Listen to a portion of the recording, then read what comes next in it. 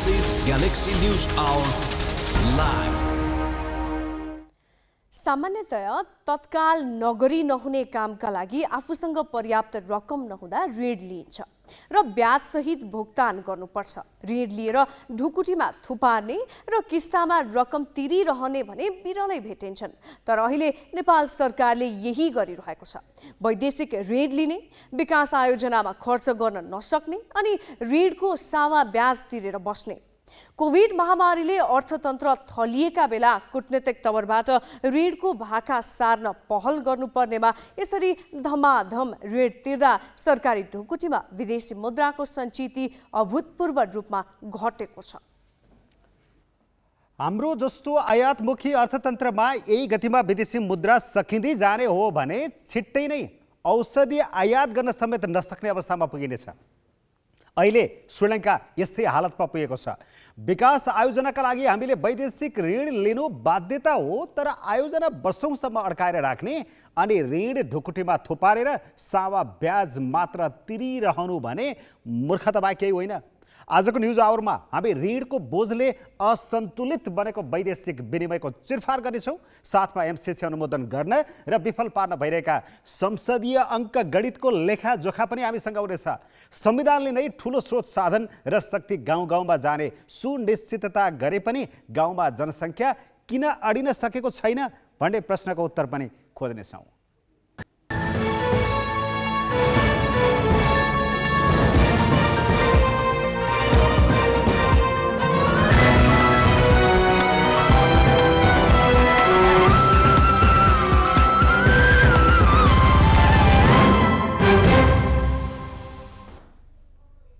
नमस्कार, यो हो ग्यालेक्सी न्यूज आवर। अब हेडलाइन्स।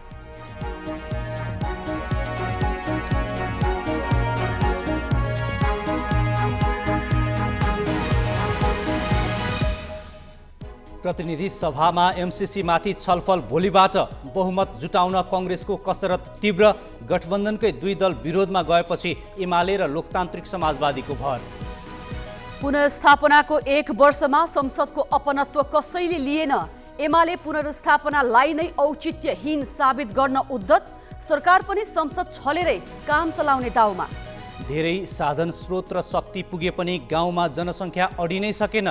शिक्षा, स्वास्थ्य र उद्यमका अवसर नहुँदा 32 जिल्लाको बसाइसराई उच्च। ठूलो रकम ऋण भुक्तानीमा खर्च गर्नुपर्दा विदेशी मुद्रा सञ्चितिमा चाप। 6 महिनामा 23 अर्ब रुपैयाँ ऋण भित्रियो। 22 अर्ब ब्याज तिर्दैमा सकियो। र शक्ति राष्ट्रहरूको पीडा स्थल बन्दा युक्रेन 30 वर्षदेखि अस्थिरताको चक्रव्यूहमा। नेताहरू विदेशी इसारामा चल्दा आसन्न युद्ध टार्नै नसक्ने जोखिम।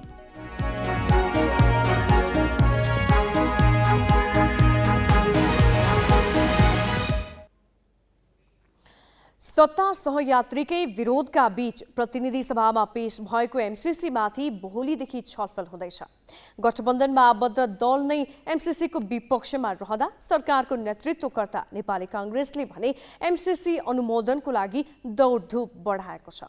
गठबन्धनभित्रका प्रमुख दुई शक्तिले साथ नदिने देखेपछि कांग्रेसले प्रतिपक्षी एमाले र लोकतान्त्रिक समाजवादीसँग संवाद बढाएको छ।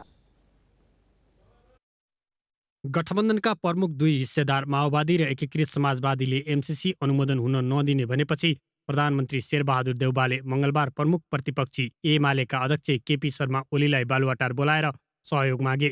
मंगलबार साँझ बालुवाटार वार्तामा एमाले अध्यक्ष केपी शर्मा ओलीबाट स्पष्ट जवाब नआएपछि बुधबार बिहानै गृहमन्त्री बालकृष्ण खाँडलाई बालकोट स्थित ओली निवास पठाए। मंगलबार नै खाँडले कुमलटार पुगेर माओवादी अध्यक्ष पुष्पकमल दाहालसँग कुरा गरे। यो सामग्री तयार पार्दासम्म एमसिसीको भविष्य के हुन्छ भन्ने चित्र स्पष्ट हुन सकेको छैन।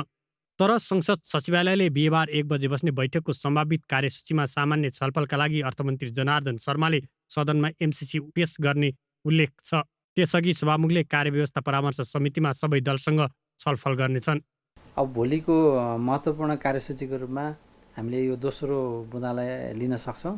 यसमा चाहिँ यो जुन सम्झौता छ नेपाल सरकारले प्रस्ताव गरेको, यो चाहिँ सैद्धान्तिक छलफल भनेको यो चाहिँ हाम्रो कानुनले प्रावधान गरे अनुसार चाहिँ यो सम्झौता सदनमा छलफल गर्नुपर्ने हो या होइन भन्ने सवालमा सीमित रहेर सैद्धान्तिक छलफल गरिन्छ।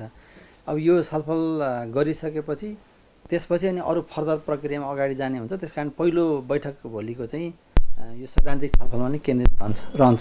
सत्ताको नेतृत्वकर्ता काङ्ग्रेसले प्रतिनिधि सभा बैठकमा अनिवार्य उपस्थित हुन आफ्ना सांसदलाई निर्देशन दिएको छ। एमसिसी अनुमोदनमा साथ दिन काङ्ग्रेसले गरेको आग्रह अनुसार महन्त ठाकुर नेतृत्वको लोकतान्त्रिक समाजवादी पार्टीले एमसिसीको पक्षमा उभिने निर्णय गरिसकेको छ। यस्तै जनता समाजवादी पार्टीको बाबुराम भट्टराई पक्षले पनि एमसिसीको पक्षमा मतदान गर्ने देखिएको छ। तर उपेन्द्र यादव पक्षले के गर्छ भन्ने अझै टुङ्गो लागेको छैन। सत्ता साझेदार दल माओवादी र एकीकृत समाजवादीले भने एमसिसीको विपक्षमा मतदान गर्ने घोषणा गरेका छन्। तर सरकार छाड्न भने उनीहरूले चाहेका छैनन्। बरु आफ्ना निर्णयलाई लिएर भइरहेको टिक्का टिप्पणीलाई गठबन्धन भाड्ने षड्यन्त्र भनेका छन्।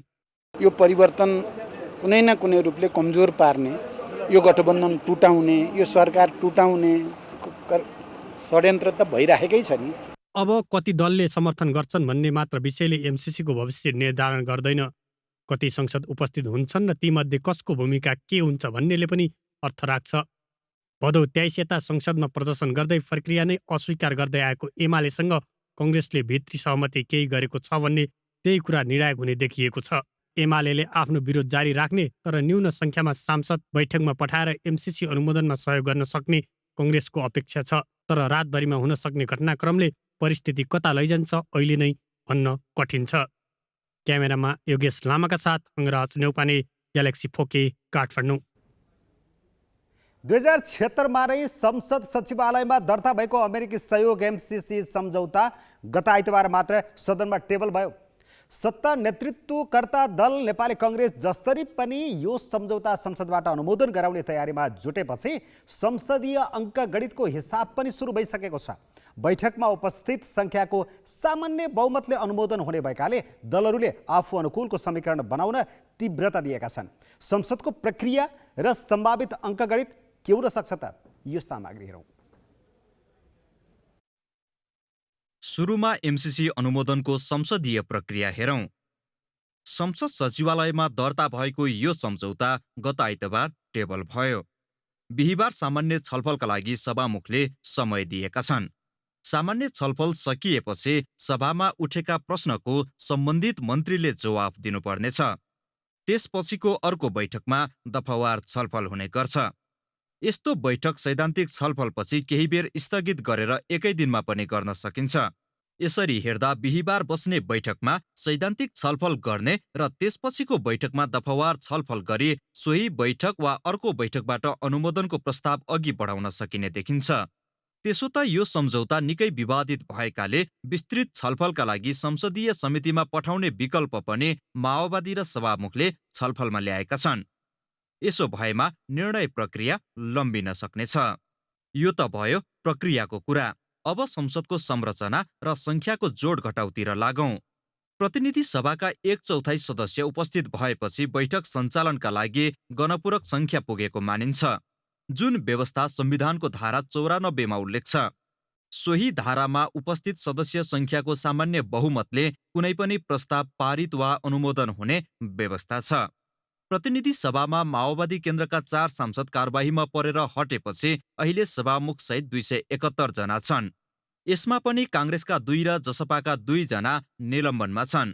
एमालेका 98, काङ्ग्रेसका 63, माओवादी केन्द्रका 49, नेकपा एकीकृत समाजवादीका 23, जनता समाजवादी पार्टीका 21, लोकतान्त्रिक समाजवादी पार्टीका 13, राप्रपा नेमकिपा राष्ट्रिय जनमोर्चाका 1 र स्वतन्त्र 1 सांसद छन्। एमाले नेतृत्वको तत्कालीन सरकारले 2075 मा संसदको सामान्य बहुमतबाट अनुमोदन गराउने निर्णय गरेपछि गिजोलिएको यो सम्झौता काङ्ग्रेस नेतृत्वको सरकारले अहिले अनुमोदन गराउन संसदमा पुर्याएको छ। एमसिसी अनुमोदनका लागि सामान्य बहुमत अर्थात् कम्तीमा 35 जनाले पक्षमा मतदान गर्नुपर्ने हुन्छ, त्यो पनि उपस्थित संख्याका आधारमा। अर्थात् यसलाई यसरी पनि स्पष्ट पार्न सकिन्छ कि अनुमोदन हुने दिन उपस्थित सांसद संख्याको 50.1% भन्दा बढी मत आवश्यक पर्छ। नेकपा एमाले बाहेकका सत्ता गठबन्धनमा करिब 170 जना छन्। तर गठबन्धनभित्र माओवादी केन्द्र र एकीकृत समाजवादीले विपक्षमा मतदान गर्ने बताइरहेका छन्। राप्रपा, राष्ट्रिय जनमोर्चा र नेमकिपाले विरोध गर्दै आएका छन्।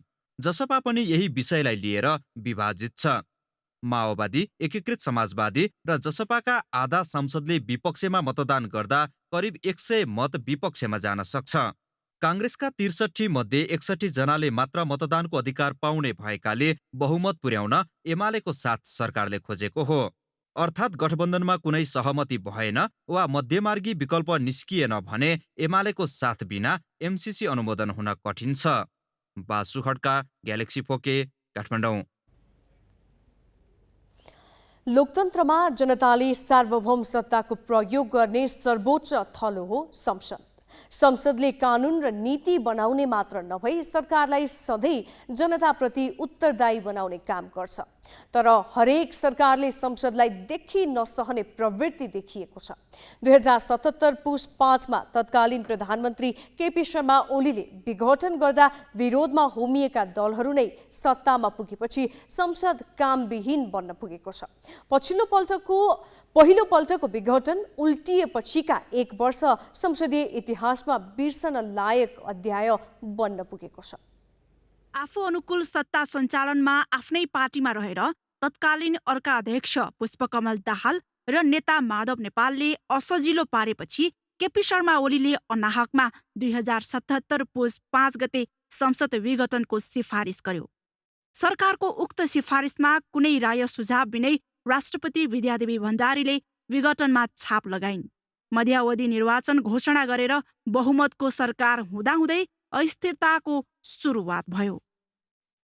ओली सरकारको उक्त निर्णयलाई तत्कालीन सत्ता पक्षकै नेता पुष्पकमल दाहालले यो राजतन्त्र पुनर्स्थापना गर्ने प्रक्रियाको सुरुवात हो भन्दै प्रतिक्रिया दिएका थिए।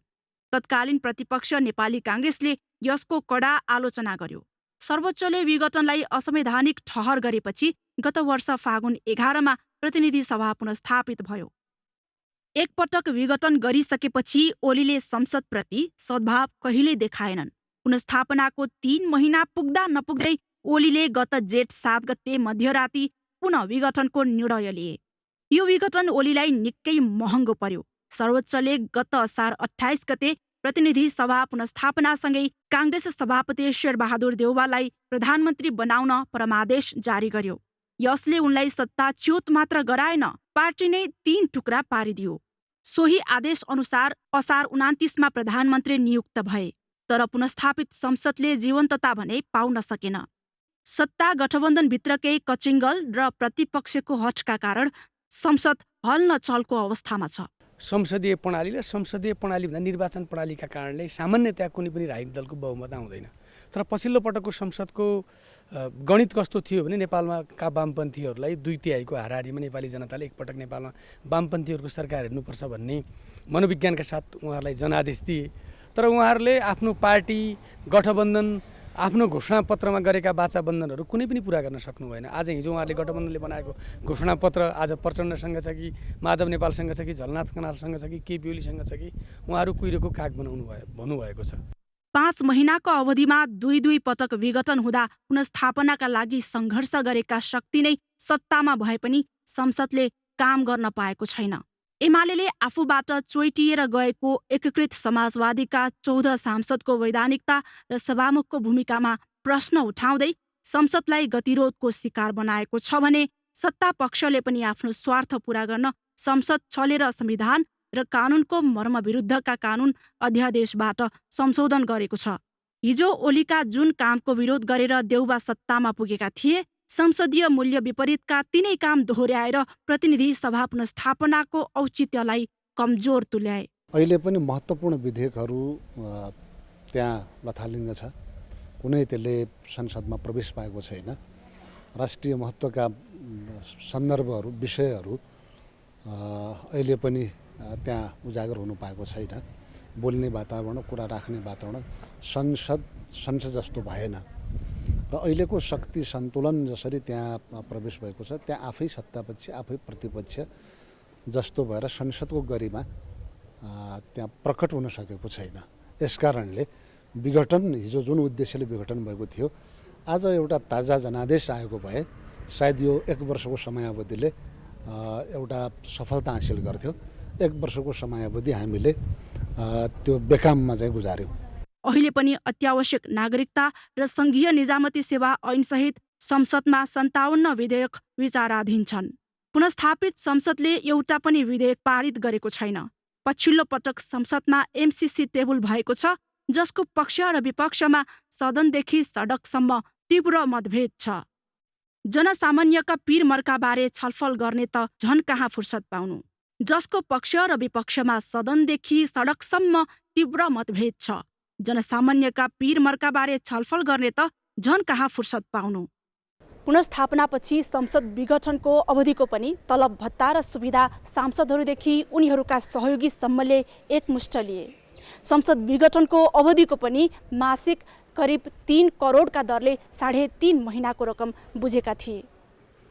बैठक भत्ता लगायतका सेवा सुविधा 1 पैसा पनि नछाड्ने तर अत्यावश्यक कामका लागि न्यूनतम समझदारी र पहलकदमी समेत नदेखाउने प्रवृत्ति हावी भएको छ। यसले संसद पुनस्थापना औचित्यहीन भन्नेहरूका लागि सहयोग पुगेको छ।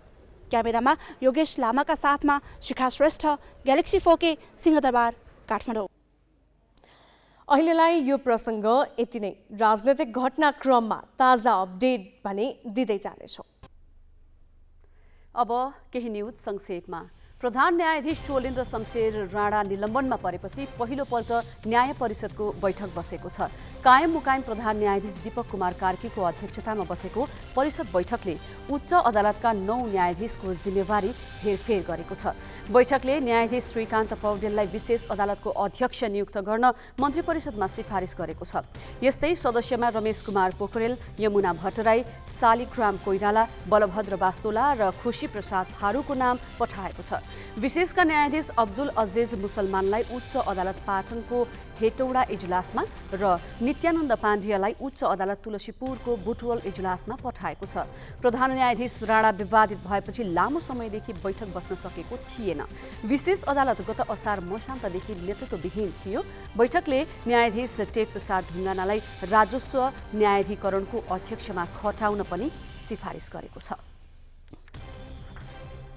नेकपा एमालेका अध्यक्ष केपी शर्मा ओलीले एमालेलाई कसैले हराउन नसक्ने बताएका छन्। आफ्नो 71औं जन्मदिनको अवसरमा आज भक्तपुरमा आयोजित कार्यक्रममा अध्यक्ष ओलीले आफ्नो पार्टीले देश र जनताको हितमा काम गरेकाले कसैले हटाउन नसक्ने दाबी गरे। ओलीले आफ्नो बाँकी जिन्दगी सम्पूर्ण रूपमा देश र जनताको हितमा समर्पित गर्ने प्रतिबद्धता दोहोर्याए। कार्यक्रममा ओलीले विभिन्न कार्यक्रममा व्यक्त गरेका विचारहरूको सङ्गालो समवेत दृष्टि नामक पुस्तक विमोचन गरिएको थियो। अभिनेता पल शाह विरुद्ध जबरजस्ती करणी कसुरमा किटानी जाहेरी परेको छ। उनीमाथि उमेर नपुगेकी एक गायिकालाई बिहे गर्छु भनेर करणी गरेको किटानी जाहेरी परेको जिल्ला प्रहरी कार्यालय तनहुले जानकारी दिएको छ। म्युजिक भिडियो छायाङ्कनको क्रममा तनहु गएका बेला शाहले ती गायिकामाथि करणी गरेको जाहेरी परेको प्रहरीको भनाइ छ। किटानी जाहेरी दिने गायिकाको उमेर 17 वर्ष मात्रै छ। कानुनले 18 वर्ष मुनिकी किशोरीसँग सहमतिमै सम्बन्ध राखे पनि बलात्कारकै कसुर मान्छ। यस्तो कसुरमा 10 देखि 12 वर्षसम्म कैद सजाय हुने कानुनी व्यवस्था छ। शाह विरुद्ध पक्राउ पूर्जी जारी भएको प्रहरीले जनाएको छ।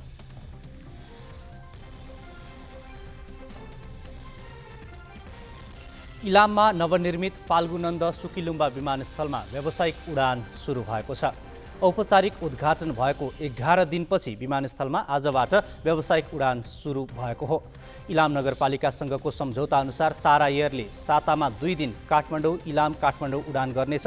एकतर्फी उडान करिब 55 मिनटको हुने तारा एयरले जनाएको छ। झन्डै 10 वर्षको प्रयासपछि निर्माण सम्पन्न भएको यो विमानस्थलमा नेपाल एयरलाइन्सले परीक्षण उडान भरेको थियो। नेपाल राष्ट्र ब्याङ्कले ऋण निरुत्साहित गर्ने उद्देश्यले विभिन्न कर्जाको जोखिम भार बढाएको छ। ब्याङ्कले ओभरड्राफ्ट, हायर पर्चेज, घर जग्गा, सेयर धितो र ट्रस्ट रिसिप्ट लगायत कर्जाको जोखिम भार बढाएको हो। मौद्रिक नीतिको अर्धवार्षिक समीक्षामा भनिए अनुसार थप परिपत्र गरी राष्ट्र ब्याङ्कले जोखिम भार बढाएको हो। 75% जोखिम भार भएको ओभरड्राफ्ट कर्जाको जोखिम भार 150% बनाइएको छ। घर जग्गा कर्जा, सेयर कर्जा र हायर पर्चेज कर्जाको जोखिम भार पनि 150% पुर्याइएको छ। यस्तै कुनै एक ब्याङ्क वा वित्तीय संस्थाको 1% वा सोभन्दा बढी सेयर भएका सेयर धनीले अन्य ब्याङ्क वा वित्तीय संस्थाको संस्थापक सेयर खरिद बिक्री गर्न राष्ट्र ब्याङ्कको स्वीकृति लिनुपर्नेछ। कृषि, ऊर्जा, लघु, घरेलु तथा मझौला उद्यममा दिनुपर्ने ऋणको सीमा पुरा गर्न यसअघि दिइएको समय बढाएर 2082 भित्र पुरा गरे हुने भएको छ। सेयर बजार मापक परिसूचक नेप्से आज घटेको छ। नेप्से 15.5 अङ्कले घटेर 2720.43 बिन्दुमा बन्द भएको छ। जलविद्युत र म्युचुअल फन्ड बाहेक 11वटा समूहका सूचकले नेप्से घटाएका हुन्। नेप्से घटे पनि दिव्यश्वरी र युनाइटेड इदी मार्दी जलविद्युत कम्पनीको सेयर मूल्य सकारात्मक सर्किट लेभलमा कारोबार भएको छ। बोनस सेयर दिने हल्लाले नेपाल टेलिकमको सेयर सर्वाधिक 19 करोड 37 लाख रुपियाँको सेयर कारोबार भएको छ। कारोबारमा आएका 228 कम्पनीका 62,47,000 किता सेयर 3 अर्ब 13 करोड रुपियाँमा किनबेच भएका छन्। यो रकम मङ्गलबारको तुलनामा केही बढी हो। धेरै स्रोत साधन र शक्ति गाउँमा पुगेको भनेर बखान गर्न छाडिएको छैन। सडक र अरू केही पूर्वाधार पनि देशका धेरै क्षेत्रमा विस्तार भएका छन्। तैपनि हिमाली र पहाडी जिल्लाका गाउँहरू रित्तिँदै गएका छन्। किन त? यो प्रसङ्ग निमेश बन्जाडेबाट। मान्छेलाई वर्ष 2 वर्ष बसेको डेरा सरेर हिँड्नु पर्दा त मन कति भारी हुन्छ। के छुटे जस्तो, के पराया भएको जस्तो अनुभूति हुन्छ। तर मानिसले धरती टेकेको जन्म थलो नै छाडेर हिँड्नु पर्दाको क्षण कति नमिठो होला। यस्तै नमिठो मन लिएर बसाइ सरिरहेका छन् पूर्वी पहाडका कतिपय बासिन्दा। ठुला पूर्वाधार अभाव र अन्य सेवा सुविधा सहज नहुँदा पूर्वी पहाडी जिल्लाबाट पनि बसाइ सर्ने क्रम बढेको छ। फागुनको पहिलो साता दिउँसो पहाडिलो घाम लागिरहेको थियो। फुङलिङ नगरपालिका गुहेली स्थित बस्ती सुनसान थियो। कच्ची सडकमा सिसनबहादुर विश्वकर्मा पोको पुन्तुरो बोकेर बहानन्देतर्फ जाँदै गरेका भेटिए। झापा स्थित गरामनीमा बसाइ जानका लागि बहानन्देसम्म अघिल्लै दिन सामान ओसार्न उनलाई भ्याइ नभ्याइ थियो। यात्रु चढाउने सवारी साधन गाउँको कच्ची सडकमा गुड्न सम्भव नभएकोले खेतला लगाएर उनले सामान ओसारेका हुन्। घरमा श्रीमती र छोराछोरी चाँजो पाँजो मिलाउन उत्तिकै व्यस्त थिए। वन्यजन्तुले पाकेको बालीनाली जोगाउन मुस्किल भएको र गाउँमा शिक्षा स्वास्थ्यको पहुँच नपुगेकोले बसाइ हिँड्नु परेको गुनासो उनले सुनाए। मलाई धान फलो खान दिँदैन, मकै फलो धान खान दिँदैन, नानीहरूले पढ्न पनि पाएनन्। अविकसित ठाउँमा बस्दाखेरि नानी अब बसेको नानीहरूले नि पढ्न पाएनन्। अब समस्या भयो। जग्गा जोडे, खोलाको छेउमा किने, बाँदर घारी किने। अनि यसैले नानी मलाई दुःख लाग्यो। अब के गर्ने र नगर्नु। अब नानीहरूले पछाडि पर्यो, नानीहरूले अब पढ्न पनि पाएनन्। स्वास्थ्य, शिक्षा, खानेपानी लगायत आधारभूत सेवा उपलब्ध नहुँदा थाथलो छोडेर सदरमुकाम र अन्य जिल्लामा बसाइ सराई गर्ने बढेका हुन्। गाउँमा कक्षा 5 सम्म पठन पाठन हुन्छ। माध्यमिक विद्यालय पढ्न 1.5 घण्टाको उकालो हिँड्नुपर्छ। साना नानीहरूलाई दैनिक आवत जावतमा 3 घण्टा खर्चिनुपर्ने बाध्यता छ। अझ बर्खाको झरी र थकानमा विद्यार्थी र अभिभावकले खेप्नुपर्ने पीडा भनिसाध्य छैन। राम्रो पढाइ पनि छैन हाम्रो। अब यहाँदेखि स्कुल जान मावि जान पनि माथि बोझे कि मेदिपुङ जानुपर्ने छ। 1.5 घण्टा लाग्छ। अब अरू यहाँनिर प्राविधिक के भन्छ 5 कक्षासम्म मात्रै स्कुल छ। त्यहाँनिर पढाइ पनि राम्रो छैन। त्यही भएर बसे जानु कारणहरू त्यस्तै हो। त्यही भएर नि जानु भयो उहाँहरू पनि। फुङलिङ नगरपालिका कार्तिके क्षेत्र वरपर स्याहार नपुगेका आधा दर्जन घर ठिङ्ग उभिएका छन्। अर्मपर्म गर्नेदेखि दुःख विराम हुँदा हेरचाह गर्ने छिमेकी बसाइ हिँड्दा बस्नेको मन कुडिन्छ। स्थानीय सरकार आए पनि विकास पूर्वाधार निर्माणले गति नलिँदा बसाइ सर्नेको सङ्ख्या बढेको हो। त्यो कार्तिकैबाट यहाँ आइदिनु, यहाँ आइपुग्नु पर्दाखेरि बर्खामा आउनु पर्दाखेरि 1 जोड 2 जोड कपडै फेर्नुपर्छ। जुत्तै फाटेर जान्छ। बाटो नै सुरक्षित छैन। अब तपाईँको हिँड्दा हिँड्दै बाटोमा उँधो लडाएर लान्छ कि बास्तिर ढिस्को लडेर लड्छ कि जस्तो छ त्यो गाह्रो लाएर लगाएको छैन, सुरक्षित लगाएको छैन। ट्र्याक्टर त्यस्तै डङडङ्गी चलाइदिएको छ, ट्र्याक्टर चलाइदिएको छ। तपाईँको बर्खा मासमा माथि स्काभेटर झारिदिन्छ, स्काभेटर जाँदा बाटै लथिरहन्छ, स्काभेटरलाई बाटोले थाम्नै सक्दैन। त्यो अहिलेसम्म सुरक्षित गरेकै छैन सरकारले, स्थानीय सरकारले खोइ के गर्छ भन्नु। फुङलिङ नगरपालिकामा 3 वर्ष अघि 216 जना बसाइ गएको र 33 जना बसाइसरी आएको उल्लेख छ। यस्तै अघिल्लो वर्ष 245 जना बसाइ गएको र चालु आर्थिक वर्षको पुससम्ममा 181 जना बसाइ गएको देखिएको छ। हाम्रो क्षेत्र पनि केही सुगम बनिरहेको स्थिति छ र हामीले विशेष गरिकन यातायात, स्वास्थ्य र शिक्षामा हामीले विशेष जोड दिएर ती पूर्वाधारहरू हाम्रो गाउँपालिकामा हामीले बनाउन सक्यौँ भने मलाई लाग्छ बसाइसराई केही हदसम्म नियन्त्रण हुन्छ। वर्षेनी बढ्दो बसाइसराईले पहाड रित्तिँदै जाने र सदरमुकाम सहित तराईमा जनघनत्व थपिने क्रम बढ्नेछ। यसलाई न्यून गर्न स्थानीय सरकार पनि चुकेको छ। बसाइसराईले कुनै खास स्थानको जनसङ्ख्या अस्वाभाविक रूपमा घटेको वा कुनै स्थानमा बढेको देखिएको छ। देशमा संघीयता लागू भएसँगै स्थानीय तहका सरकारहरूले विकास निर्माणका पूर्वाधार निर्माणमा जोड दिए तापनि बसाइसराई रोक्न सकिएको छैन। अत बसाइसराई न्यूनीकरण गर्नका लागि स्थानीय सरकारले पनि रचनात्मक खालका नीति तथा कार्यक्रम बनाउन जरुरी देखिएको छ। Devraj Gurung, Galaxy 4K, Taplejung. जनगणनाको प्रारम्भिक नतिजा हेर्दा पनि ग्रामीण र पहाडी क्षेत्रमा जनसङ्ख्या पातलिँदै गएको देखिएको छ र यो दर तीव्रतर बनेको छ। सेवा सुविधा थुप्रिएका जिल्लामा जनसङ्ख्या बढिरहँदा धेरै ग्रामीण भेग रित्तिँदै गएका छन्। पछिल्लो 10 वर्षको आँकडाले हिमाली क्षेत्रमा जनसङ्ख्या घटेको देखाएको छ। पहाडी क्षेत्रमा भने जनसङ्ख्या वृद्धिदर नगर्ने छ। 2068 देखि 78 को बीचमा हिमालको जनसङ्ख्या 0.21% घटेको छ। पहाडी क्षेत्रमा 3 भन्दा केही बढीले जनसङ्ख्या थपिएको छ। तर तराई क्षेत्रमा 10 वर्षमा झन्डै 17% जनसङ्ख्या बढेको छ। कुल जनसङ्ख्याको झन्डै 54% हिस्सा तराईमा बस्न थालेको छ। अझ पहाडका झन्डै आधा जति जिल्लाको जनसङ्ख्या घटेको छ। 2068 मा हिमाली र पहाडी क्षेत्रका 27 जिल्लाको जनसङ्ख्या घटेको देखिएको थियो। अहिले यस्ता जिल्लाको सङ्ख्या 32 पुगेको छ। देशमा सबैभन्दा उच्च दरमा जनसङ्ख्या घट्ने जिल्ला रामेछाप हो। यस जिल्लाको जनसङ्ख्यामा 10 वर्षमा 32,000ले कमी आएको छ, जुन वार्षिक झन्डै 2% हो। केही सुगम र विकासमा अगाडि नै मानिए पनि स्याङ्जा जिल्लामा पनि वर्षमा 1.21%ले जनसङ्ख्या घटेको छ।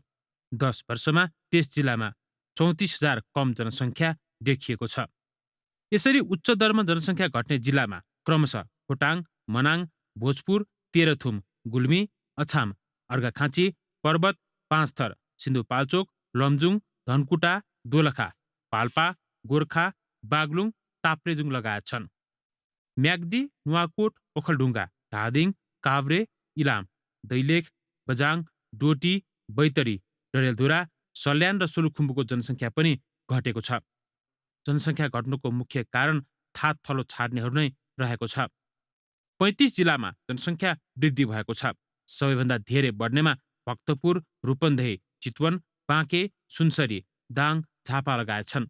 सरसर्ती हेर्दा हिमाल र पहाडबाट तराई अनि सहरी र सुविधा बढी भएका जिल्लामा जनसङ्ख्या थुप्रिएको पाइएको छ।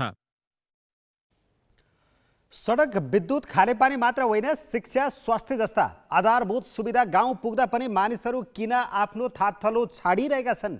विकेन्द्रीकरण र नागरिकको आवश्यकता बीच कहाँ तालमेल मिलेन भनेर समाजशास्त्री टीकाराम गौतमको यो धारणा सुनौ। सेवा सुविधाहरू त्यो उत्पादनसँग मात्रै सीमित रहेन। अब सजिलै शिक्षा चाहियो, सजिलै स्वास्थ्यको सुविधा चाहियो। अब त्यो सुविधा मात्रै होइन कि त्यो गुणस्तरीय चाहियो। त्यसकारण शिक्षा, स्वास्थ्य लगायतका यी विभिन्न सेवा सुविधाहरू चाहिँ सजिलै पाउन सक्ने र अर्को त्यसलाई उपयोग गर्नको लागि फेरि आम्दानी चाहिने भएको कारणले जहाँ रोजगारीको अवसर हुन्छ, जहाँ मान्छेले काम गर्ने सम्भावना पाउँछ र त्यो काम गरे बापत ज्याला बढी पाउँछ, त्यसको ठाउँहरूको खोजी गर्छ। र अब नेपालको सन्दर्भमा अहिले हामीले हेऱ्यौँ भने खास गरी हिमाली र पहाडी क्षेत्रबाट धेरै मान्छेहरू तराई मात्रै होइन मुख्य सहरी केन्द्रहरू र अझ सहरी केन्द्रमा आएका मान्छेहरू त देशभन्दा बाहिरै पनि बसाइसराई यो गर्ने क्रम चाहिँ एकदमै बढ्दो छ। र अब अहिले यदि यहाँले चाहिँ हाम्रो देशमा विकेन्द्रीकरण भएको छ अथवा सङ्घीय व्यवस्था छ, स्थानीय निकायलाई धेरै अधिकारहरू दिएको छ, अनि प्रत्येक त्यो गाउँपालिका नगरपालिकामा स्वास्थ्य चौकीहरू स्वास्थ्य केन्द्रहरू छन्, विद्यालयहरू छन्, अथवा विद्यालय पनि एक खालले भनियो भने महाविद्यालयको रूपमा क्याम्पसहरू छन् भनेर यहाँले भन्नुभयो भने पनि स्कुल नजिक पुगेको होला, स्वास्थ्य चौकी नजिक पुगेको होला, तर त्यसबाट प्राप्त गर्ने सेवा सुविधालाई उपयोग गर्नलाई त फेरि मान्छेलाई त आम्दानी चाहिन्छ नि त। त्यसकारण आम्दानी त्यो हुने खालको अवसरहरू पहाडमा अथवा हिमाली क्षेत्रहरूमा बढाउन सकिएको छैन।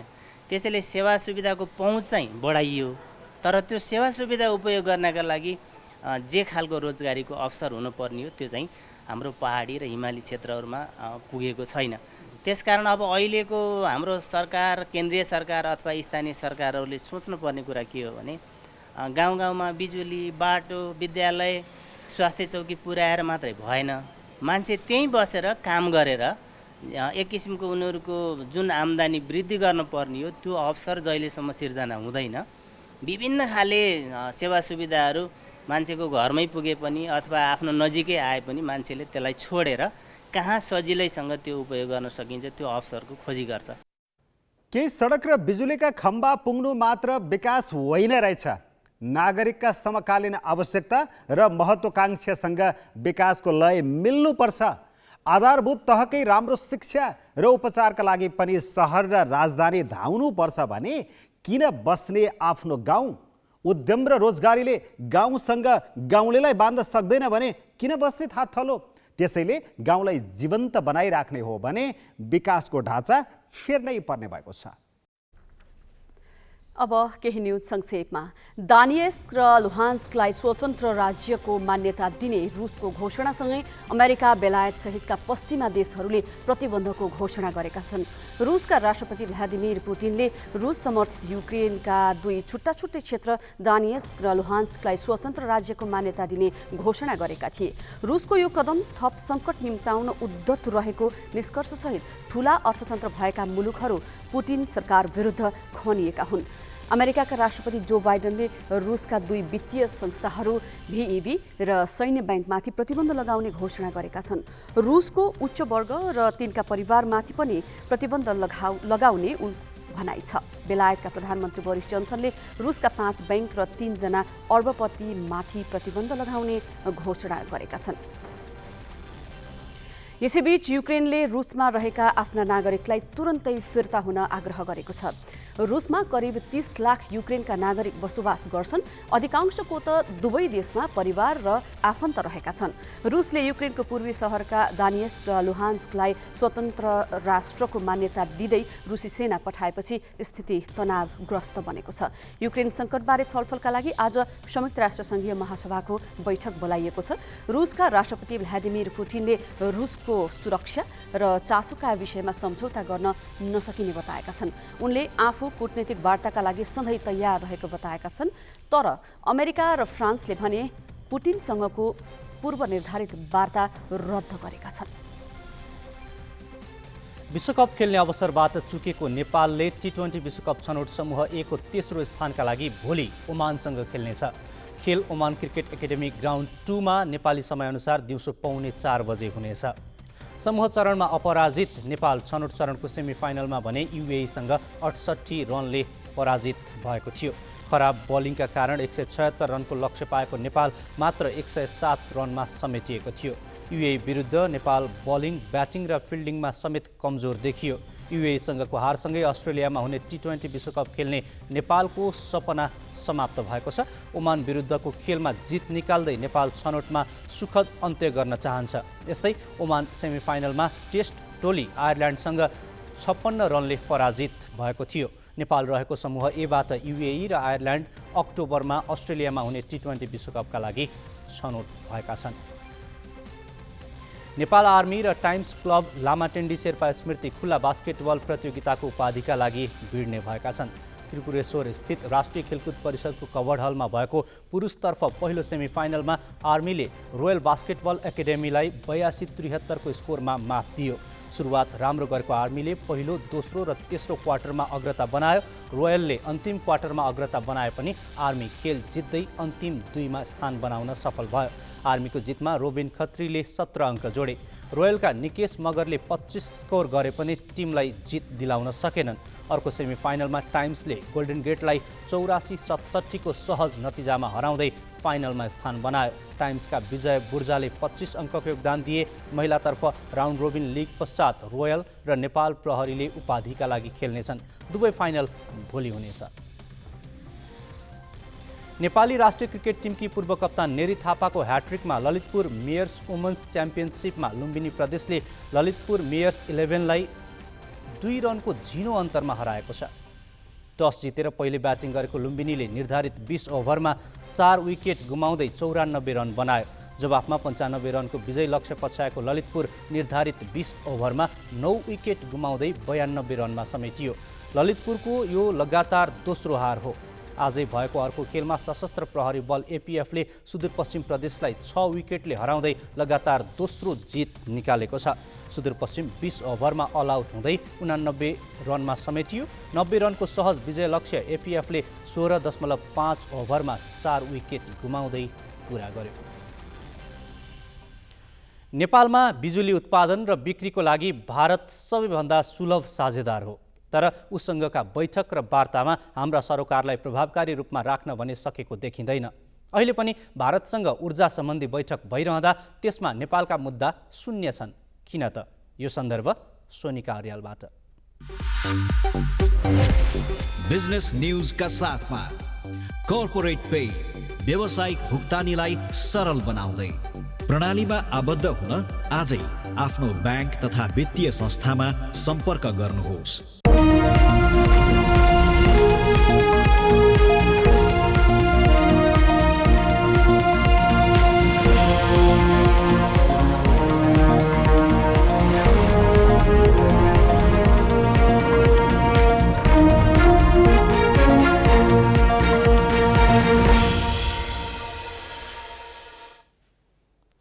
दुई वर्ष रोकिएर बसेको नेपाल भारत ऊर्जा सचिव स्तरीय बैठकमा नेपालको तयारी कमजोर देखिएको छ। बैठकमा प्रस्तावित सबैजसो मुद्दा भारतबाटै प्रस्तावित छन्। नेपालको हितमा उठाउनुपर्ने मुद्दा एउटा पनि परेको छैन। भारतले नयाँ बजेट मार्फत खनिज इन्धनमा आधारित आफ्नो ऊर्जा प्रणालीलाई स्वच्छ ऊर्जाले प्रतिस्थापन गर्ने घोषणा गरेका बेला नेपालले यसबाट लाभ लिने मौका छ। तर ऊर्जा मन्त्रालयले बैठकलाई गम्भीरताका साथ नलिएको देखिन्छ। नेपालले कोरोना महामारीका बीच पनि भारतलाई पटक पटक बैठक डाक्न आग्रह गरेको थियो। तर बैठक सुरु हुनुभन्दा 3 दिन अघिसम्म पनि मन्त्रालयले कसरी प्रस्तुत हुने भन्ने टुङ्गो लगाएन। नेपाली अधिकारीहरू आफ्ना एजेन्डा अघि सार्न भन्दा भारतीय प्रस्तावमा सघाउन पुगे जस्तो देखिएको छ।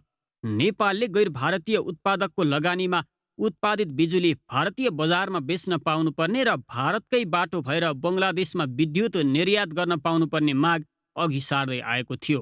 तर बैठकका एजेन्डामा यी दुवै विषय उल्लेख नै गरिएको छैन। नेपालमा विद्युत उत्पादन अनुमति पाएका जीएमआर लगायत भारतीय कम्पनीले काम अघि बढाउने विषय पनि कतै उल्लेख छैन। पञ्चेश्वर र कर्णाली चिसापानी जस्ता ठूला ऊर्जा साझेदारी योजना पनि बैठकको कार्यसूचीमा अटाएनन्। बरु नेपाल भारत सीमापार विद्युत प्रसारण लाइनहरू बनाउने र दुई देश बीचका ग्रिड संयोजन गर्ने विषय एजेन्डामा समेटिएका छन्। नेपालबाट बढी बिजुली भारतीय ग्रिडमा जोड्ने सुविधा नभएसम्म यस्ता प्रसारण लाइनको उपयोग भारतबाट हामीले बिजुली किन्न मात्रै काम लाग्छ। एजेन्डामा 900 मेगावाटको अरुण तेस्रो जलविद्युत आयोजनाको बिजुली भारत लैजाने बारे भने छलफल भएको छ। अमेरिकी परियोजना एमसिसीले बनाइदिने भनेको न्यू बुटवल गोरखपुर प्रसारण लाइन चाहिँ बैठकको एजेन्डा बनेको छ। भारतीय कम्पनीहरूको लगानी र परामर्शमा नेपालमा सौर्य ऊर्जा उत्पादन गर्ने नयाँ विषय बैठकको एजेन्डामा समेटिएको छ। क्यामेरामा रिकेश सिंहका साथ ग्यालेक्सी फोकेका लागि बिजनेस ब्युरोको रिपोर्ट। विदेशी मुद्राको सञ्चित दिन प्रतिदिन घट्नु अहिले राष्ट्र बैंक र अर्थ मन्त्रालयका लागि ठूलो टाउको दुखाइ भएको छ। कोभिड पछिको आर्थिक पुनरुत्थानका लागि आयातमा व्यापक लगानी बढाउनु पर्ने अवस्था सृजना भएको छ। यही गतिमा आयात व्यापार चुलिएको पनि छ। तर यस्तो विषम परिस्थितिमा सरकारले ऋण भुक्तानीमा ठुलो पैसा तिर्न थाल्दा जरुरी कामका लागि खर्चन विदेशी मुद्राको ढुकुटी अभाव हुन थालेको छ। नेपाल राष्ट्र बैंकका अनुसार विदेशी मुद्राको सञ्चित 7 महिनाको आयात पनि नथेग्ने अवस्थामा पुगेको छ। नेपालसँग जम्मा 11 खर्ब 65 अर्ब विदेशी मुद्रा छ।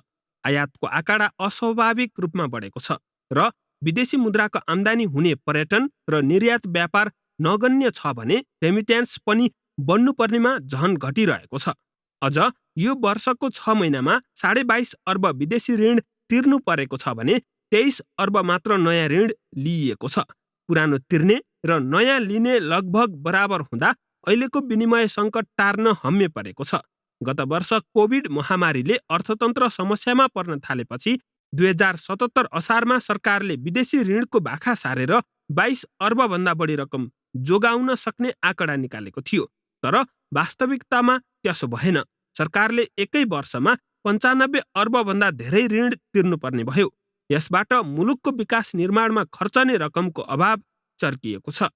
46 अरब आन्तरिक ऋणतर्फ र 15 अरब चाहिँ वैदेशिक ऋणतर्फ सामा ब्याज गरेर भुक्तानी भएको छ। अनि भुक्तानी 42 अरब, प्राप्ति चाहिँ 48 अरब भएको हुनाले त्यो डाटा छ। र अहिलेसम्म त्यो हिसाब गर्दा आउटस्ट्यान्डिङ टोटल पुस मसान्तसम्म जम्मा 1728 अरब चाहिँ टोटल आउटस्ट्यान्डिङ देखिन्छ। महामारी पछि संसारका बहुपक्षीय दात्री निकाय र धेरैजसो द्विपक्षीय साझेदारले ऋणको भाखा सार्न आग्रह गर्दै आएका थिए।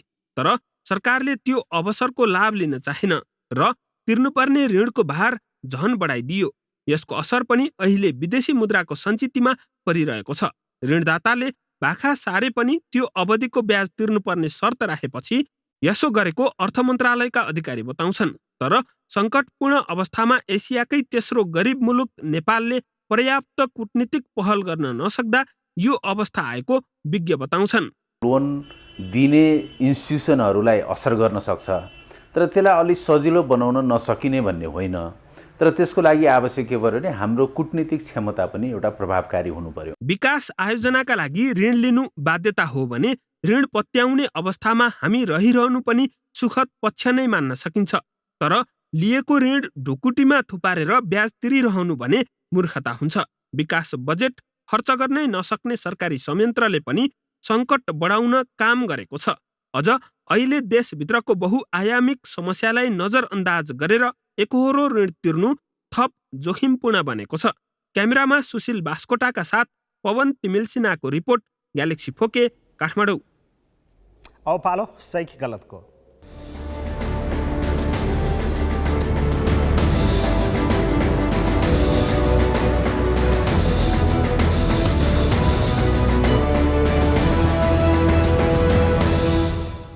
सही कि गलतमा हिजो हामीले सोधेको प्रश्न थियो, एमसीसी को पक्षमा मतदान नगरी माओवादी र एकीकृत समाजवादीले सरकार छाड्नु पर्ने काङ्ग्रेसको भनाइ कस्तो लाग्यो? ग्यालेक्सी एपमा सहीको पक्षमा 55% र गलतको पक्षमा 45% मत प्राप्त भएको छ। मत व्यक्त गर्नुहुने सम्पूर्ण दर्शकलाई धन्यवाद। अब आजको प्रश्न, घोषित विकास परियोजना सम्पन्न नगर्दै वैदेशिक ऋण थप्पै गर्ने सरकारी प्रवृत्ति कस्तो लाग्छ? तपाईले आफ्नो मत ग्यालेक्सी 4K टिभी एपमा गएर राख्न सक्नुहुन्छ। यसको अन्तिम परिणाम भोलिको न्युज आवरमा प्रसारण गरिनेछ। Galaxy app Google play store र एप स्टोरबाट डाउनलोड गर्न सक्नुहुन्छ।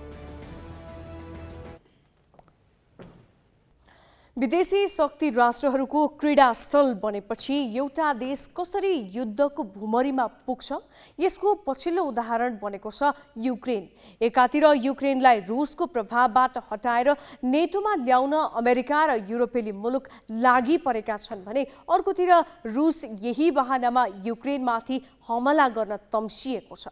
तनाव यति बढेको छ कि अब युक्रेनले वास्तवमा के चाहन्छ त्यो गौड भएको छ। सन् 1991 डिसेम्बर 26मा जब सोभियत सङ्घ पतन भयो, पूर्वी युरोपमा 15 राष्ट्र जन्मिए। तिनै मध्येको एक हो युक्रेन। युक्रेन रुसको छिमेकी मात्र नभई सांस्कृतिक र भौगोलिक बनावट पनि समान छ। तर युक्रेनको जन्मदेखि नै रुसले आफ्नो अभिन्न अङ्ग मान्दै आएको छ। पूर्वी युरोपमा अमेरिका, बेलायत र पश्चिम युरोपेली राष्ट्रहरूको प्रभाव बढ्दै जाँदा युक्रेनमा शक्ति राष्ट्रहरूको टकराव सुरु भयो। त्यसमाथि नेताहरू स्वतन्त्र र अडानमा रहन नसक्ने र विदेशी शक्तिको इसारामा चल्ने भएपछि यो मुलुक झन अस्थिरताको शिकार भएको छ। युक्रेनमा सन् 2004 को राष्ट्रपतीय निर्वाचनमा रुस समर्थित भिक्टर यानुकोभिच निर्वाचित भए। रुसले निर्वाचनमा हस्तक्षेप गर्यो भनेर राजधानी किएभ लगायत देशैभर विरोध भयो अनि अदालतले निर्वाचन नै रद्द गरिदियो, तर पुनर्निर्वाचनमा उनै यानुकोभिच विजयी भए। सन् 2013 नोभेम्बरमा युक्रेनका राष्ट्रपति यानुकोभिचले युरोपेली सङ्घसँगको व्यापार सम्झौता प्रस्ताव अस्वीकार गरे। देशको हित भन्दा रुसी राष्ट्रपति भ्लादिमिर पुटिनको इसारामा चलेको आरोपमा विरोध सुरु भयो। राजधानी किएभमा करिब 1 लाख भन्दा बढी प्रदर्शनकारी सडकमा ओर्लिएका थिए। विरोध चर्किएकै बेला उनले रुससँग आर्थिक सम्झौता गरे। सम्झौता अनुसार रुसले युक्रेनको 15 अर्ब अमेरिकी डलर बराबरको ऋणको दायित्व आफूमा मात्र लिएन, रुसको ग्यास आपूर्तिमा 1/3 मूल्य घटाइदिने भयो। यति हुँदा पनि प्रदर्शन रोकिएन, बरु हिंस्रक बन्दै गयो। सन् 2014 को फेब्रुअरीमा 48 घण्टामा 88 जनाको मृत्यु भयो। प्रदर्शन रोक्न सरकार र विपक्षी बीच सम्झौता भयो। 22 फेब्रुअरीमा प्रदर्शनकारीले राष्ट्रपति भवन लगायत प्रशासनिक भवनहरू कब्जा गरे। राष्ट्रपति यानुकोभिच बेपत्ता भए। संसदले राष्ट्रपतिलाई पदबाट हटाएर निर्वाचनको मिति घोषणा गर्यो। यति मात्र होइन, 26 फेब्रुअरीमा रुसी भाषालाई दोस्रो आधिकारिक भाषाको सूचीबाट हटाइयो अनि राष्ट्रपति विरुद्ध पक्राउ पूर्जी जारी भयो। आफ्नो छिमेकमै भएका यी घटनाक्रममा रुस चुप लागेर बस्ने कुरा थिएन। यही बीचमा रुस समर्थक बन्दुकधारीको समूहले युक्रेनको क्रिमिया राज्यका सरकारी भवन कब्जा गर्यो। रुसको संसदले युक्रेनमा सेना पठाउने विधेयक पारित गर्यो। रुसी सेनाको तैनाथीकै बीच क्रिमिया राज्यको संसदले सन् 2014 को मार्च 18 मा रुसमा गाभिने निर्णय गर्यो। त्यसपछि युक्रेनका पूर्वी सहरहरू दानिएक्स, लुहान्स्क र कार्किभमा पनि स्वतन्त्र राज्यको माग गर्दै आन्दोलन चर्काए। दानिएक्स र लुहान्स्कले स्वतन्त्र राष्ट्र घोषणा गरी राष्ट्रपति निर्वाचनमा सहभागी भएनन्। अहिले यिनै राज्यलाई रुसले स्वतन्त्र राज्यको मान्यता दिई सेना पठाएको छ। 25 मेमा युक्रेनमा पेट्रो पोरोसेन्को राष्ट्रपतिमा निर्वाचित भए। उनलाई अमेरिका लगायत पश्चिमा राष्ट्रहरूले स्वागत गरे। ईयूसँगको सम्झौता कार्यान्वयनमा आयो। एकातिर रुसको दबाव कायम थियो भने ईयू र अमेरिकाले आफ्नो प्रभाव बढाउँदै लगे। रुस समर्थित विद्रोहीको हिंसात्मक गतिविधि बढ्दै गयो। अन्तर्राष्ट्रिय समुदायको दबावमा युक्रेन सरकार र रुस समर्थक विद्रोही बीच मिन्स्क सम्झौता भयो। सम्झौतापछि युक्रेन केही शान्त भयो। गत वर्षको जनवरीमा राष्ट्रपति भोलोदिमिर जेलेन्स्कीले अमेरिकी समकक्षी जो बाइडेनसँग युक्रेनलाई पनि नेटो संगठनमा आबद्ध गराउन आग्रह गरे। त्यसपछि रुस चिडियो। नोभेम्बरमा रुसले युक्रेनको सीमा क्षेत्रमा 1 लाख भन्दा बढी सेना तैनात गरेपछि पश्चिमाहरूले त्यसको प्रतिवाद गर्न थाले र तनावको नयाँ श्रृङ्खला सुरु भयो। रुसले युक्रेनलाई आफ्नो इच्छा अनुसार चलाउन खोज्छ भने अमेरिका आफ्नो प्रभावमा पारेर रुसलाई कमजोर पार्न खोज्छ। दुई ठूला शक्ति राष्ट्र अमेरिका र रुसको स्वार्थको चेपुवामा युक्रेन परेको छ र उसले नचाहेर पनि युद्धको संघारमा पुगेको छ।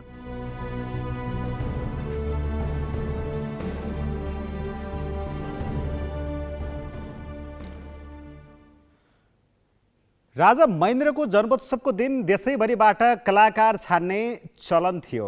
14 अञ्चल 75 जिल्लामै पुगेर विज्ञहरूले कलाकार छान्ने गर्थे।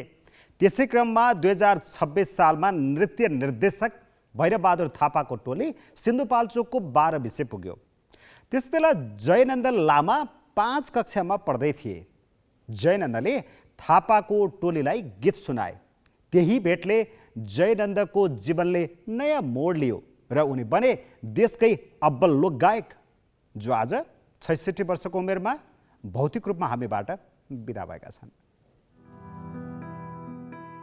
लोकगायक जयनन्द लामा आज हामीबाट भौतिक रूपमा बिदा भइसकेका छन्। कलकत्ते काइयो, चुई चुई चुइकने जुत्ता, यस्तै यस्तै ठेट नेपाली शब्द र सङ्गीतको संयोजन गर्न अब्बल लोकगायक लामा अब आवाजमा त भेटिने छन्, तर भौतिक रूपमा भने हामीबाट बिदा भएका छन्। मृत्यु अनिश्चय छ भन्ने कथन जयनन्द लामाको देहावसानमा पनि लागू भए झै लाग्छ। विक्रम सम्वत 2013 सालमा सिन्धुपाल्चोकको 12 नगरपालिका 2 धार्पामा जन्मिएका लामाले बुधबार बिहान भक्तपुरको मध्यपुर थिमी नगरपालिका 1 लोकन्थली स्थित आफ्नै घरको आँगनमा अन्तिम सास फेरे। 66 वर्षीय लामा आफ्नै गाडीमा अल्झिएर लड्दा मृत्यु भएको प्रहरीले बताएको छ। सिन्धुपाल्चोक स्थित गुम्बाका पुजारी बुबासँगै गेरु वस्त्रमा डम्फु ठोक्ने लामाको भविष्यमा लामा बन्ने बाहेक अरू केही पनि सपना थिएन। तर 12 वर्षको उमेरमा नै लोक गायकमा चुनिएपछि उनले रेडियो नेपालको यात्रा तय गरे। लगत्तै 4वटा गीत रेकर्ड गर्ने अवसर पनि पाए। उनको स्वर दरबारले पनि रुचायो। त्यसपछि त उनले दरबारमै बसेर फाइन आर्टमा स्नातक मात्रै गरेनन्, तत्कालीन युवराज दिपेन्द्र लगायतलाई सङ्गीत पनि सिकाए। विक्रम सम्वत 2032 सालमा नेपाल प्रज्ञा प्रतिष्ठानमा जागिरे भएपछि प्रतिष्ठानले उनलाई इलाहाबाद सङ्गीत विद्यालयमा स्नातकोत्तरका लागि पनि पढ्न पठायो। उनी नेपालका धेरै गाउँ बस्ती पुगे। त्यहाँबाट जनजिब्रोका भाका टिपे, सङ्गीत भरे र आफैले गाए। उनका सहकर्मीहरू उनलाई लोक सङ्गीतका राजा नै मान्छन्। कुमार बस्नेत पछाडि त लोकगीतको उनै हो, राजा हो, लोकगीतको राजा मान्छु म। उसको योगदान, उसले गरेको स्ट्रगल सम्झँदाखेरि मलाई गाह्री लाग्छ। 27 सालदेखि उसले गीत गाउन सुरु गरेको रेडियो नेपालमा। उसले त्यति बेला गीत गाएर त पेट भरिँदैन थियो, उसले भारी पनि बोकेको छ। त्यसरी उसले स्ट्रगल गर्दै आफूलाई कला क्षेत्रमा स्थापित गरेको एउटा ठुलो कलाकार। 2030 सालमा मनको बाँधबाट चलचित्रमा अभिनय थालेका लामाले 100 भन्दा धेरै चलचित्र र टेलिचलचित्रमा अभिनय गरेका छन्। नृत्य निर्देशकका रूपमा पनि काम गरेका लामाले चलचित्र निर्माणदेखि निर्देशनसम्म गरे। उनले पहिलो पटक सङ्गीत सिद्धान्त र नेपाली सङ्गीत वर्णमाला पुस्तक पनि लेखे। जयनन्द लामा राष्ट्रको धरोहर भएकाले उनलाई राष्ट्रिय सम्मानका लागि कलाकारहरूले पहल थालेका छन्।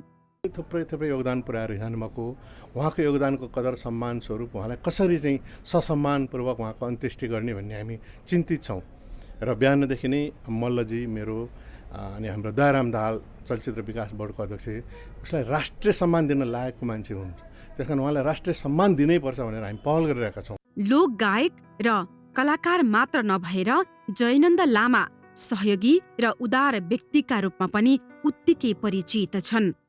उहाँ यति उदार मान्छे हो, यति चाहिँ अरूको दुःख देख्न नसक्ने र आफ्नो खल्तीमा पैसा जोगाउन नसक्ने मान्छे हो कि उहाँले आफ्नो भविष्यमा चाहिँ मेरो जो मैले गरेर राख्नुपर्छ भन्नेतर्फ उहाँले कहिल्यै सोच्नु भएन। त्यसकारण पछिल्लो समय उहाँ चाहिँ अब सङ्गीतभन्दा बढी कलाकारको रूपमा, चलचित्र अभिनेताको रूपमा बढी चल्नु पर्यो। त्यसको कारण के थियो भन्दा चलचित्रमा अभिनय गर्दा पैसा आउँथ्यो, उहाँका सिर्जनाहरू चाहिँ रेकर्ड गराउनको निम्ति आफूले पैसा हाल्नु पर्थ्यो। पछिल्लो पटक जयनन्द लामा ग्यालेक्सी 4K टेलिभिजनबाट प्रसारित साङ्गीतिक कार्यक्रम सारेगमपमा पनि सहभागी भएका थिए। पिरती मैले नलाको होइन तकदिरमै रहेनछ, उनीको यो गीत जस्तै सङ्गीत प्रेमी नेपालीको अगाध माया र सम्मान हुँदा हुँदै पनि आज उनले छोडेर गएका छन्। जयनन्दको भौतिक शरीर हामी माझ नभए पनि नेपाली लोक सङ्गीत र कला क्षेत्रमा उनको योगदान नेपाल र नेपालीले कहिले भुल्ने छैन। अलविदा जयनन्द लामा। क्यामेरामा जय लामाका साथ टुना भट्ट, ग्यालेक्सी 4K, काठमाडौँ। हामी ग्यालेक्सी न्युज आवरको अन्त्यमा छौँ। जाँदा जाँदै हेडलाइन्स।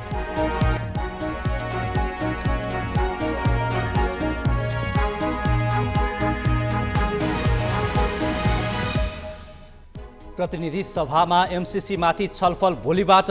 बहुमत जुटाउन कङ्ग्रेसको कसरत तीव्र। गठबन्धनकै 2 दल विरोधमा गएपछि एमाले र लोकतान्त्रिक समाजवादीको भर। पुनर्स्थापनाको 1 वर्षमा संसदको अपनत्व कसैले लिएन। एमाले पुनर्स्थापनालाई नै औचित्यहीन साबित गर्न उद्धत। सरकार पनि संसद छलेरै काम चलाउने दाउमा। धेरै साधन स्रोत र शक्ति पुगे पनि गाउँमा जनसङ्ख्या अडि नै सकेन। शिक्षा, स्वास्थ्य र उद्यमका अवसर नहुँदा 32 जिल्लाको बसाइसराई उच्च। ठूलो रकम ऋण भुक्तानीमा खर्च गर्नुपर्दा विदेशी मुद्रा सञ्चितमा चाप। 6 महिनामा 23 अर्ब रुपैयाँ ऋण भित्रियो, 22 अर्ब ब्याज तिर्दैमा सकियो। र शक्ति राष्ट्रहरूको पीडा स्थल बन्दा युक्रेन 30 वर्षदेखि अस्थिरताको चक्रव्यूहमा। नेताहरू विदेशी इसारामा चल्दा आसन्न युद्ध टार्नै नसक्ने जोखिम।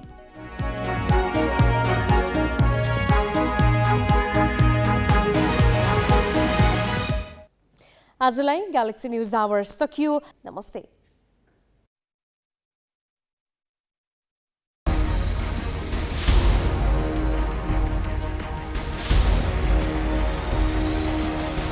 This is Galaxy News Hour Live.